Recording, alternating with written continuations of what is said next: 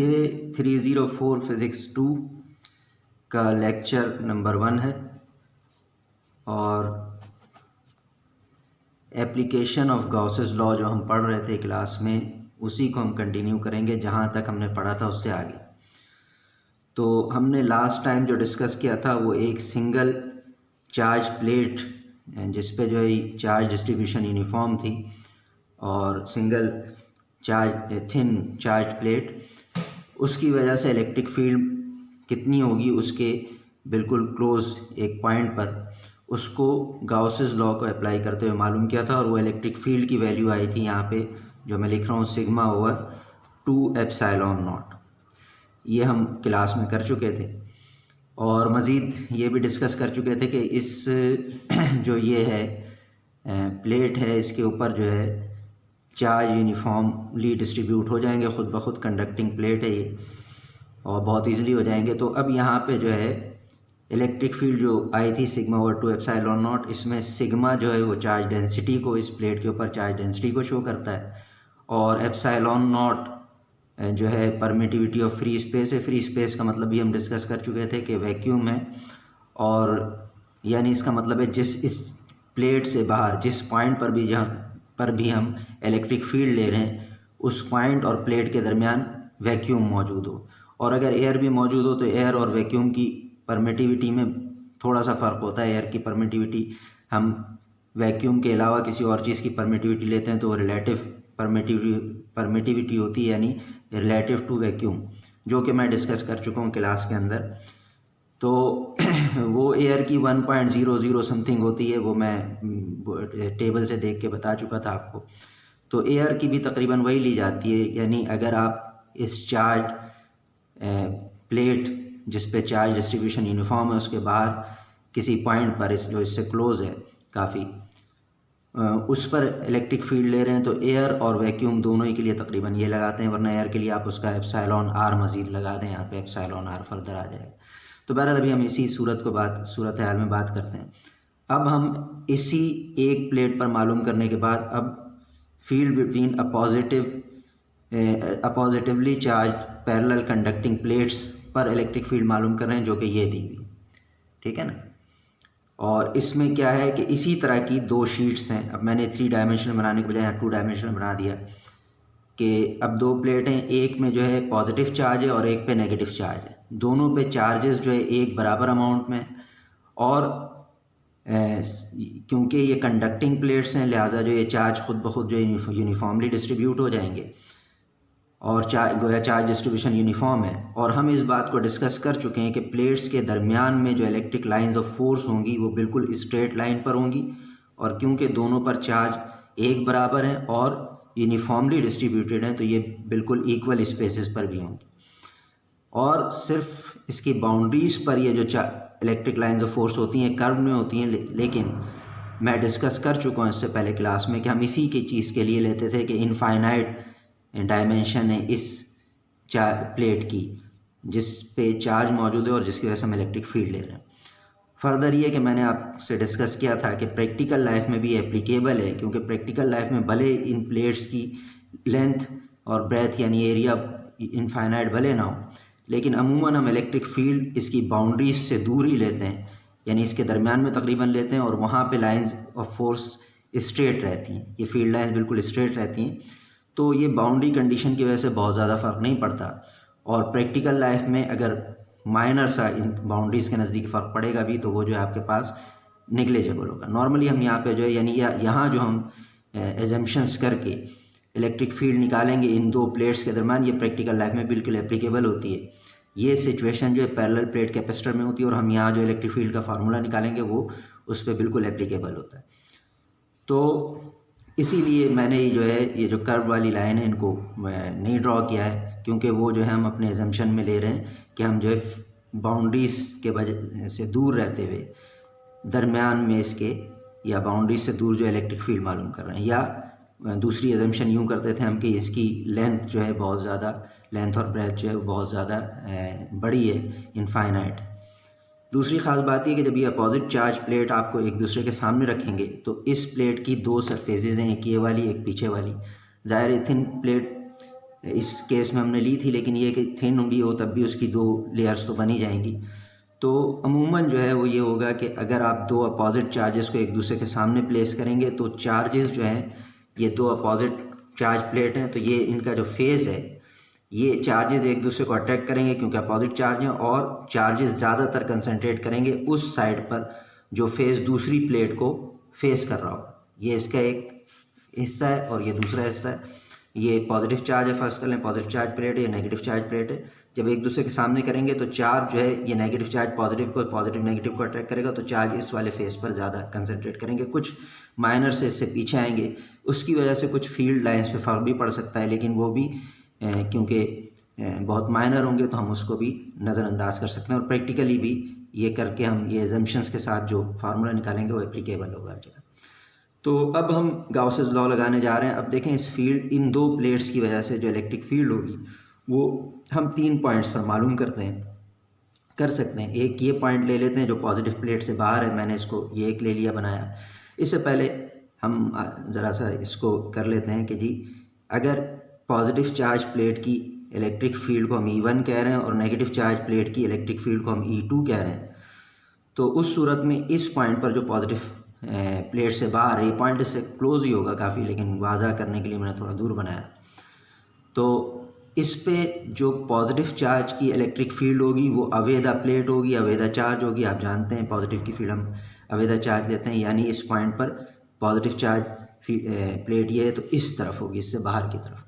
ये इसको हमने क्योंकि पॉजिटिव प्लेट की फील्ड को E1 का है तो ये E1 हो गई, और नेगेटिव प्लेट की वजह से जो फील्ड होगी वो नेगेटिव चार्ज की कॉन्फ़िगरेशन में जो फील्ड होती है टूवर्ड्स द नेगेटिव चार्ज लेते हैं हम, तो ये इस डायरेक्शन में होगी क्योंकि नेगेटिव प्लेट यहाँ पे, ठीक है ना, तो ये E2 होगी।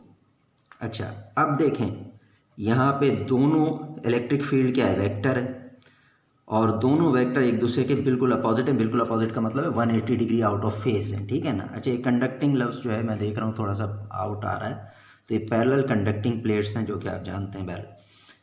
तो हम यहाँ बात कर रहे थे कि E1 E2 ये 2 फील्ड हैं पॉजिटिव और नेगेटिव चार्जेस की वजह से इस पॉइंट पर जो कि पॉजिटिव प्लेट से बाहर है, दोनों एक दूसरे के बिल्कुल अपोजिट हैं। बिल्कुल अपोजिट का मतलब ये है कि 180 डिग्री आउट ऑफ फेज़ है, और जब 2 vector 180 degree out of phase हो, यानी 180 डिग्री का एंगल हो बीच में, तो वो उनके मैग्नीट्यूड डायरेक्टली जो है वो सब्ट्रैक्ट हो जाते हैं, ठीक है ना। तो आपके पास देखें इस E1 जो इलेक्ट्रिक फील्ड आएगी इस प्लेट की वजह से, ये प्लेट एक, आप इसको इस तरह भी मालूम कर सकते हैं कि जैसे हमने इस प्लेट में गाउशियन सरफेस बनाई थी और फिर इलेक्ट्रिक फील्ड निकाली थी जो कि ये निकली थी, फिर उसके बाद वही इसी तरह से गाउशियन सरफेस इस पॉजिटिव प्लेट पर बनाए, इलेक्ट्रिक फील्ड निकालें जो कि ज़ाहिर ये निकलेगी, फिर दोबारा नेगेटिव प्लेट पर बनाए, इलेक्ट्रिक फील्ड निकालें, उसका मैग्नीट्यूड भी ये निकलेगा। तो बजाय हम दोबारा करने के इसी रिज़ल्ट को यूज़ कर रहे हैं। तो अब देखें ये दोनों क्योंकि अपोजिट हैं एक दूसरे के, तो इनका मैग्नीट्यूड माइनस होगा, और माइनस होगा तो यहाँ पे जो दोनों का magnitude sigma over 2 epsilon not, और सिग्मा दोनों का बराबर है क्योंकि चार्ज एक ही बराबर दोनों पे दिए गए हैं, और यूनिफॉर्मली ये जो है डिस्ट्रीब्यूटेड है चार्ज। तो यूनिफॉर्मली डिस्ट्रीब्यूटेड ना भी होते तो चार्ज डेंसिटी तो हम ओवरऑल निकालते हैं, लेकिन यूनिफॉर्मली डिस्ट्रीब्यूटेड होने की वजह से चार्ज डेंसिटी इस प्लेट के हर रीजन में भी सेम रहेगी और इस पर भी सेम रहेगी। तो दोनों की चार्ज डेंसिटी भी सेम है, दोनों का जो आपके पास परमिटिविटी है वो हम इस वक्त फ्री स्पेस ले रहे हैं तो वो भी सेम रहेगी। लिहाजा इसका मतलब है कि E1 का magnitude sigma over 2 epsilon not और E2 का magnitude sigma over 2 epsilon not, ये हमें दोनों एक दूसरे के बराबर होंगे। तो जो टोटल फील्ड इस प्लेट से बाहर आएगी वो मैं उसको E लिख देता हूँ इस साइड, ये 0 होगी। जाहिर है दोनों बराबर हैं और अपोजिट हैं तो माइनस होंगे तो 2 एक जैसी वैल्यू माइनस होंगी तो आंसर 0 आ जाएगा। बिल्कुल सेम सिचुएशन यहाँ पे होगी नेगेटिव प्लेट से बाहर। देखें नेगेटिव प्लेट की जो फील्ड है E2 वो टूवर्ड्स द नेगेटिव प्लेट होगी ये, और पॉजिटिव प्लेट की जो फील्ड है E2 वो E1 सॉरी वो जो है अवेदा ये होगी, ठीक है ना, अवेदा प्लेट होगी, ये आपके पास अवेदा प्लेट जा रही है। तो ये आपके पास E2 और E1, यहाँ भी हम देख सकते हैं कि इस नेगेटिव प्लेट से बाहर हमने एक पॉइंट लिया, उस पर भी एक दूसरे के अपोजिट हैं और मैग्नीट्यूड दोनों का सेम है, लिहाजा यहाँ पे भी इलेक्ट्रिक फील्ड जो है E वो 0 होगी, यानी नेगेटिव प्लेट से बाहर भी 0 होगी। लेकिन अगर हम इन दोनों प्लेट्स के दरमियान देखें तो आप देखें इन दोनों प्लेट्स के दरमियान आप एक पॉइंट P ले लें, लेट सपोज ये P है, इस पे इलेक्ट्रिक फील्ड देखें तो पॉजिटिव चार्ज के electric field away the charge और नेगेटिव चार्ज के इलेक्ट्रिक फील्ड ये पॉजिटिव चार्ज से अवे और नेगेटिव चार्ज के electric field towards the negative charge यूँ होगी। और दोनों आप देख सकते हैं E1 और E2, अब ये बहुत छोटा हो गया लेकिन बहरहाल एक E1 एक E2, ये दोनों जो है सेम डायरेक्शन में। सेम डायरेक्शन का मतलब है इनके दरमियान एंगल 0 डिग्री का, और अगर एंगल 0 डिग्री का हो तो जो दोनों की इलेक्ट्रिक फील्ड की जो मैग्नीट्यूड है वो डायरेक्टली ऐड हो जाएगा। तो अब हमारे पास गोया कि जो इलेक्ट्रिक फील्ड इस पॉइंट P पर होगी, इलेक्ट्रिक फील्ड एट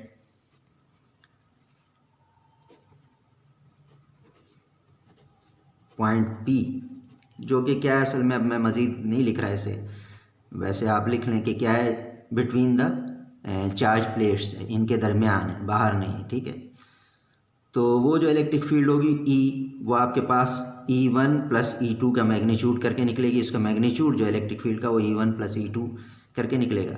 और जो इलेक्ट्रिक फील्ड होगी वो आपके पास आ गया E1 भी सिग्मा अपाउंड 2 है, 2 एप्सिलॉन नॉट। दोनों प्लेट की इलेक्ट्रिक फील्ड जो है वो यही है जो एक प्लेट की वजह से होती है, दोनों प्लेट की इंडिविजुअल इलेक्ट्रिक फील्ड।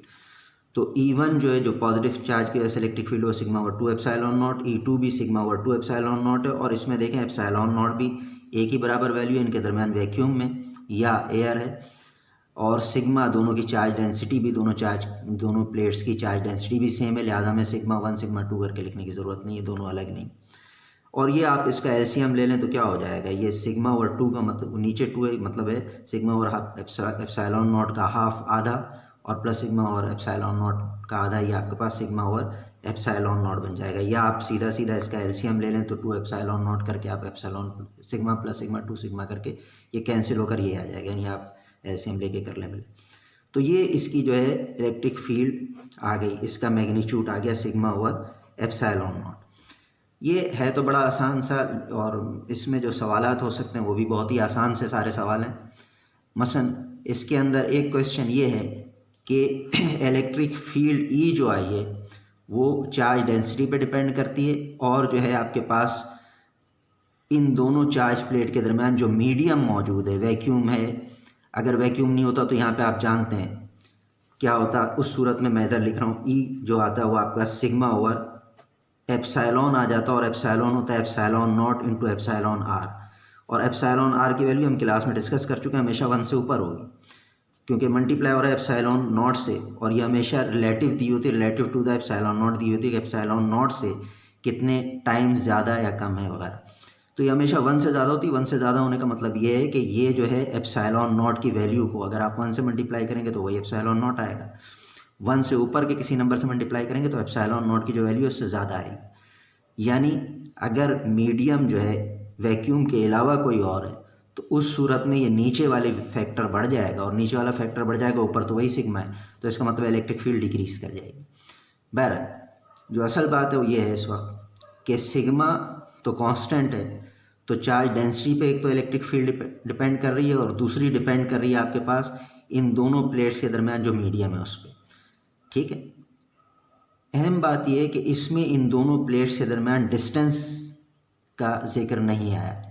अब ये डिस्टेंस का जिक्र नहीं आने का मतलब ये है कि अगर हम इन दोनों प्लेट्स के दरमियान डिस्टेंस को बढ़ा भी दें या थोड़ा कम भी कर दें तो भी इलेक्ट्रिक फील्ड जो है सेम रहेगी, यानी डिस्टेंस से कोई फ़र्क नहीं पड़ रहा।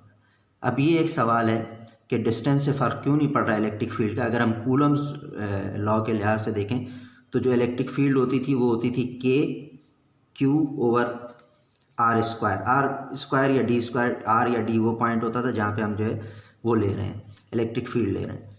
तो Q से वो चार्ज मुराद हैं। आप यहाँ पे हम जानते हैं, मैं पहले बयान कर चुका हूँ कि अमूमन जो इलेक्ट्रिक फील्ड मालूम करने के लिए कूलम्स लॉ को उन जगहों पर अप्लाई नहीं किया जाता। कर सकते हैं हमने वेक्टर एडिशन वगैरह के लिहाज से किया हुआ है, लेकिन जहाँ चार्ज डिस्ट्रीब्यूशन जो है एक बड़े रीजन में मौजूद हो हम अमूमन पॉइंट चार्ज पे लगाते हैं। लेकिन बहरहाल हमने इस तरह की कंडीशन में भी किया है, इस कूलम्स लॉ को अप्लाई करके निकाला है वो वेक्टर एडिशन से बड़ा कॉम्प्लिकेटेड तरीके से। तो Q से मुराद अगर आप ये ले लें कि यहाँ पे इस पूरे पे जो चार्ज मौजूद है उसी से चार्ज डेंसिटी रिलेट करती है, क्योंकि अगर आप चार्ज डेंसिटी को जो है एरिया से मल्टीप्लाई करते हैं पूरी प्लेट की तो Q आ जाएगा। कि एक कांस्टेंट इंपॉर्टेंट चीज़ ये है कि इलेक्ट्रिक फील्ड R पे डिपेंड कर रही है इसके लिहाज से, कूलम्स लॉ के लिहाज से। अच्छा, इसमें हम बिटवीन द प्लेट्स इसको समझ भी सकते हैं आसानी से। इस तरह से समझ सकते हैं कि चलें आप ये कह सकते हैं कि जब आप इस पॉइंट पे आएंगे तो पॉजिटिव चार्ज की इलेक्ट्रिक फील्ड जो है वीक होगी, और लेकिन जितनी वीक होगी पॉजिटिव चार्ज से दूर होने की वजह से नेगेटिव चार्ज की इलेक्ट्रिक फील्ड जो है स्ट्रॉन्ग हो जाएगी, क्योंकि नेगेटिव चार्ज प्लेट के करीब आ गया है, और टोटल फील्ड जो है सेम रहेगी, चाहे वो इस पॉइंट पर है, इस पॉइंट पर है, इस पॉइंट पर है। लेकिन इस पॉइंट पर जो कि इस प्लेट नेगेटिव वाली से बाहर है, नेगेटिव प्लेट से बाहर जो पॉइंट है आपके पास, उस पॉइंट पर आप देखें ये नेगेटिव प्लेट से करीब है और पॉजिटिव प्लेट से दूर है। तो अगर हम यहाँ ये कह रहे हैं, अगर आप कूलम्स लॉ के लिहाज से गौर करें तो इस पॉइंट पर आपके पास पॉजिटिव चार्ज की जो इलेक्ट्रिक फील्ड है उसको जो हमने E1 ली है उसको वीक होना चाहिए, क्योंकि पॉजिटिव प्लेट से इसकी जो है डिस्टेंस ज़्यादा है, और नेगेटिव प्लेट की इलेक्ट्रिक फील्ड जो है वो स्ट्रॉन्ग होनी चाहिए। और इस लिहाज से अगर इसका मैग्नीट्यूड जो है E1 का कम आएगा और E2 का ज़्यादा आएगा तो ये E1 माइनस E2 करके ज़ीरो नहीं आएगा, क्योंकि एक का कुछ आएगा दूसरे का कुछ आएगा। लेकिन आप देखते हैं इस कंडीशन में भी आपने देखा और इस कंडीशन में भी आप देखा कि इस किस्म की सिचुएशन में अमूमन हम इनके दरमियान डिस्टेंसेस बहुत कम लेते हैं, लेकिन बहरहाल इस किस्म की सिचुएशन में इलेक्ट्रिक फील्ड ज़ीरो आ रही है। तो हम कूलम्स लॉ से इसको आंसर इस तरह से एक तरह से कर सकते हैं कि जी शॉर्ट डिस्टेंसेस के लिए अमूमन प्लेट्स के दरमियान जो है डिस्टेंस कम होता है, तो शॉर्ट डिस्टेंसेस के लिए जो है आपके पास इलेक्ट्रिक फील्ड पे फ़र्क नहीं पड़ता। लेकिन ज़्यादा कन्विंसिंगली इसको हम जो है इस सिचुएशन में एक और तरीके से आंसर कर सकते हैं। आप बताएं, बिल्कुल इसी तरह से यहाँ पे इलेक्ट्रिक फील्ड के ज़ीरो होने का तस्वर ज़रा अजीब सा हो जाएगा कि इलेक्ट्रिक फील्ड जो E1 की है वो स्ट्रॉन्ग होगी, क्योंकि E1 जो है पॉजिटिव चार्ज की इलेक्ट्रिक फील्ड है, तो इस पॉइंट पे पॉजिटिव चार्ज से डिस्टेंस कम है, पॉजिटिव चार्ज प्लेट से, और नेगेटिव चार्ज प्लेट से डिस्टेंस ज़्यादा है, तो जो है इलेक्ट्रिक फील्ड नेगेटिव चार्ज की E2 वो कम हो जाएगी, तो यहाँ ज़ीरो नहीं होनी चाहिए। तो वही हम इसके रीजनिंग कर सकते हैं कि शॉर्ट डिस्टेंसेस के लिए इलेक्ट्रिक फील्ड पे कोई ख़ास फ़र्क नहीं पड़ता। लेकिन ज़्यादा कन्विंसिंग इसका आंसर हम इस इलेक्ट्रिक फील्ड लाइन के तस्वर से दे सकते हैं। तो इस चीज़ को आप सोचें कि क्या आंसर हो सकता है इसका। मैं अगले उसमें जो है इसको मैं बता दूंगा, वैसे मुझे उम्मीद है कि आपको समझ में आ जाएगी। बहरहाल तो यहाँ पे ख़त्म होता है लेक्चर इसका।